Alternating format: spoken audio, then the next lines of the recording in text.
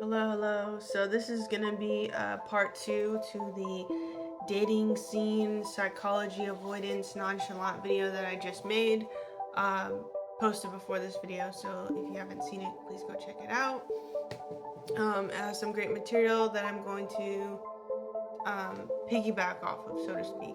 So I want to speak on specifically the energy and the aura surrounding relationships and people who pursue those who are nonchalant or those who are non-committal, let's just say. Because even if a person doesn't go as far as being nonchalant or toxic in their behaviors, they could still be non-committal in a way, and it weakens your aura or your biofield. So let's touch on that. So I made a video speaking about auras and defining them with this little graphic.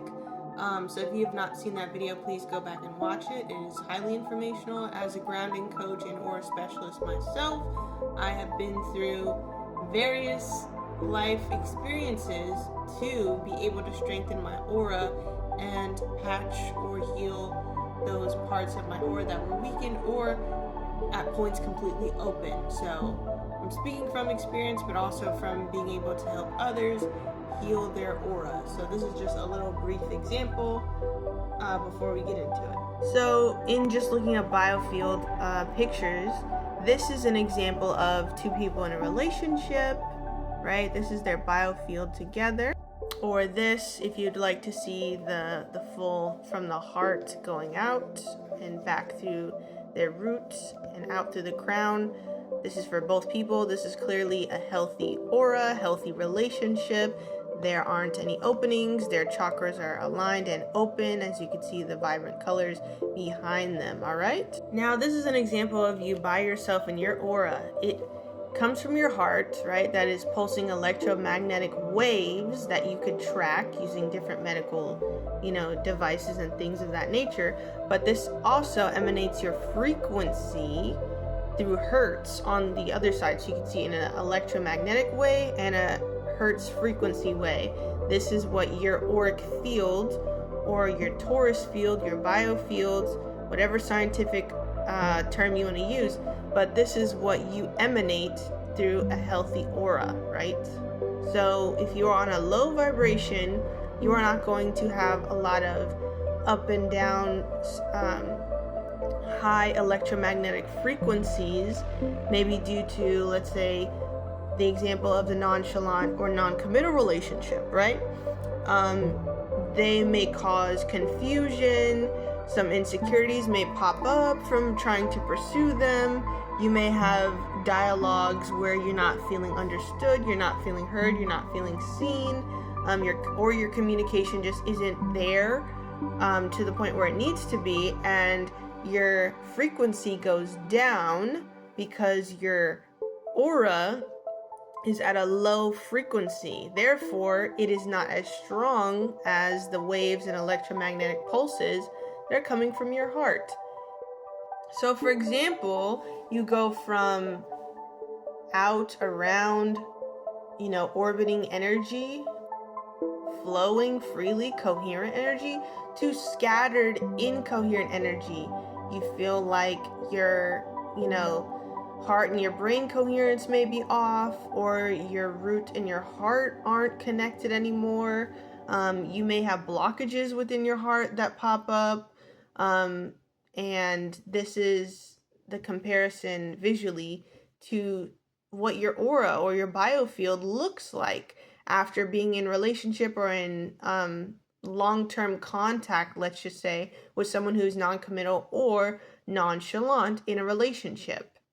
So this is another example. There's chaotic energy between two people in an argument, and these are the waves or the energy that is being sent to each other, versus coherent energy between two people is neutrally charged or content energy, right? So even if you're not arguing, you could, have a problem, discuss the problem, and then it just be neutral, versus having arguments or having static energy between people.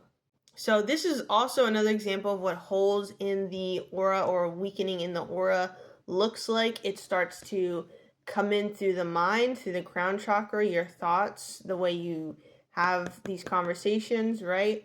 Or it could stem from the root being unrooted in something and it creates a disturbance in the field. As you can see, maybe your other chakras in the middle are perfectly fine. You're fine expressing yourself. Your confidence is fine. Your heart is open still. You have other healthy relationships, but it's starting to, let's just say, a few weeks in, it's starting to affect your thinking. It's starting to affect your focus, or you feel anxious. You feel like you're not secure in the relationship. It could start to affect either way on either end, I'm saying. So now, and I shout out to this person here, Demi or Demby. But now, and this is a post, as you can see, about 6 signs your aura is weak. So now, over prolonged time with a, let's just say a not equal partnership, it's not healing you, it's not serving you, it's actually harming your aura and your biofield for more than a couple months, more than, a talking stage, right? It's become toxic, a toxic relationship. This is what happens with your aura. You have cords of attachment, you have energetic debris, you have rips in your aura, you have holes in your aura, you have stagnant energy that is starting to attach to your aura or your energy, right?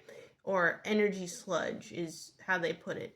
And these are not my words. Again, this is just a post to explain energetic problems with relation to your aura and biofield. So there are various explanations of it, but these are 6 examples here.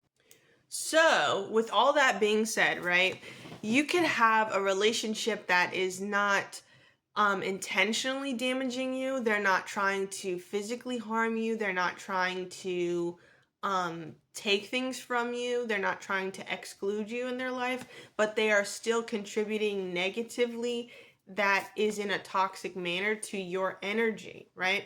And this is where energy transference comes into a big part with sexual exchanges, right? Or if you are just within someone's auric field or biofield and they have holes in their auras, it's going to impact yours because their frequency is not a match, right? And when a frequency is not aligned, it starts to affect your chakras, which again, through those examples that I just showed in those, various different images, it starts to either affect you at a crown level or at a root level, and it goes up and down until it gets to your heart, right? And then after, again, prolonged periods of time with this affecting your aura, it starts to create sicknesses within your body. So something that's happening on a spiritual level is happening on a physical level, and it's shown with your energy, with your aura. Again, not something that we could see with the perceived eye, but with your third eye, absolutely, you can see people's energy, you can see people's auras. So no matter who you are, no matter what relationship it is, either a toxic, draining relationship with your boss, with your spouse, with a family member, with a friend, with someone within your community, whatever it is, excuse me, whatever it is, the relationship on whatever level, right?